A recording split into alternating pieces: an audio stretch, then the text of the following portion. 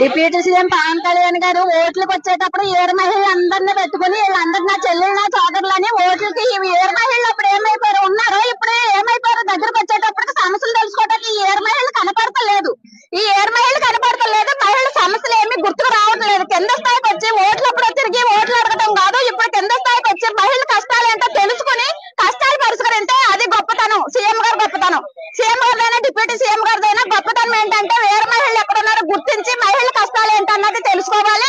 అలాగే సమస్యలు ఏంటన్నది తెలుసుకుని ఏ మహిళకి ఏ సమస్యలు వచ్చినా తీరితేనే అప్పుడే డిప్యూటీ సీఎం గారికి ఒక గౌరవం అంటూ ఉంటది. ఎప్పుడైతే మహిళలకి గౌరవం లేకుండా ఉంటారో గత ప్రభుత్వాలకి ఈ ప్రభుత్వానికి కూడా ఏ గౌరవం లేకుండా అనగబెట్టే పరిస్థితి మాత్రం తొందరలో వస్తుంది. మేము వేళ సుజాత గారు కూడా రాత్రులు అనగా పగలనగా మంచి ఎండల్లో తిరిగాము. పవన్ కళ్యాణ్ గారు గెలుస్తారని చెప్పినప్పుడే సుజాత గారు నువ్వు పిఠాపురం నిలబడి బాబు నువ్వు గెలుస్తావు అని చెప్పారు.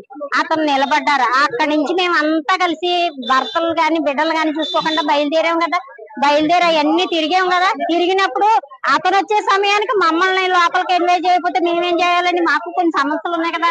ఆ అబ్బాయి రావాలి గెలాలి, మాకు అందరికీ సమస్యలు తీరాలి. ఎప్పుడు ఇంకా ఇతను ఎందుకు లేనేసుకుని మేము ఎలా తిరిగామండి.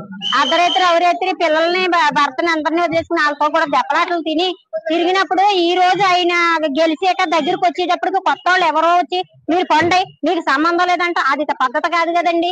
మేము సార్ ద్వారా వెళ్ళడానికి అది పద్ధతి కాదండి. మేము మహిళా దూరంగానే తిరిగాం కనుక మహిళా దూరంగానే వెళ్ళాలి. మమ్మల్ని కొంచెం సమస్యలు ఉన్నాయి కదండి. మేము కూడా చాలా ఇబ్బందుల్లో ఉన్నాం. ఆయన వస్తే మాకు ఏదో సేవ చేస్తారన్నట్టుగానే కదా అర్ధరాత్రి అవరాత్రి లేకుండా గెలిపించాం. అలాంటప్పుడు మా సమస్యలు కూడా మేము చెప్పుకోవాలి కదా.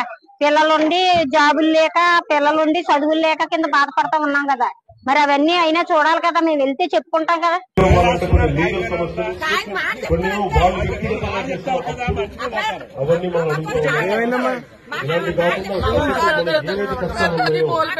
పోరాడుతాను.